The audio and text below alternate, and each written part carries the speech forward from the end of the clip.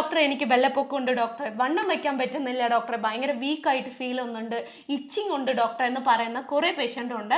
എല്ലാ വെള്ളപ്പൊക്കവും നമുക്ക് നല്ലതല്ല എന്ന് പറയാൻ പറ്റത്തില്ല. നോർമലി വെള്ളപ്പൊക്കം ഉണ്ടാവാൻ ചാൻസ് ഉണ്ട്. അതായത് ഇങ്ങനെ ഉണ്ട്. പിന്നെ പീരിയഡ്സിന് ഒരു 3 ദിവസം മുൻപും പീരിയഡ്സ് കഴിഞ്ഞിട്ട് 3 ദിവസം വെള്ളപ്പൊക്കം ഉണ്ടാവുകയാണെങ്കിൽ അത് നോർമൽ വെള്ളപ്പൊക്കമാണ്.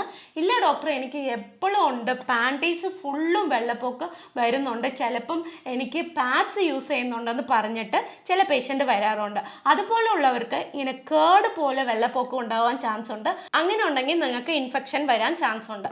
അതുപോലെ തന്നെ ഡോക്ടറെ എനിക്ക് ഭയങ്കര ഒരു യെല്ലോയിഷ് ആയിട്ട് വെള്ളപ്പൊക്കം വരുന്നുണ്ട്, ഇത് കാണുമ്പോൾ തന്നെ പേടിയുണ്ടെന്ന് പറയുന്നവരും ഉണ്ട്. അപ്പോൾ അങ്ങനെ ഉണ്ടെങ്കിൽ നിങ്ങൾക്ക് ഉറപ്പായിട്ട് ഇൻഫെക്ഷൻ, ബാക്ടീരിയൽ ഇൻഫെക്ഷൻ ഉണ്ടാവാൻ ചാൻസ് ഉണ്ട്. ഡോക്ടറെ എനിക്കിതുപോലെ ബ്രൗൺ കളറിലായിട്ട് വെള്ളപ്പൊക്കം ഉണ്ട്, ഒരു അഴുക്ക് കളർ ഉണ്ടെന്ന് പറഞ്ഞെങ്കിൽ നിങ്ങൾക്ക് തീർച്ചയായിട്ടും യുട്രസിൽ ഇൻഫെക്ഷൻ ഉണ്ടാവാൻ ചാൻസ് ഉണ്ട്. അപ്പോൾ ഇതുപോലെ നിങ്ങൾക്ക് എന്തെങ്കിലും ഇൻഫെക്ഷൻ ഉണ്ടെങ്കിൽ വീട്ടിൽ നിന്ന് തന്നെ എന്തൊക്കെയാണ് നിങ്ങൾ ട്രൈ ചെയ്യാമെന്ന് അടുത്ത വീഡിയോയിൽ നിങ്ങൾക്ക് പറയാം.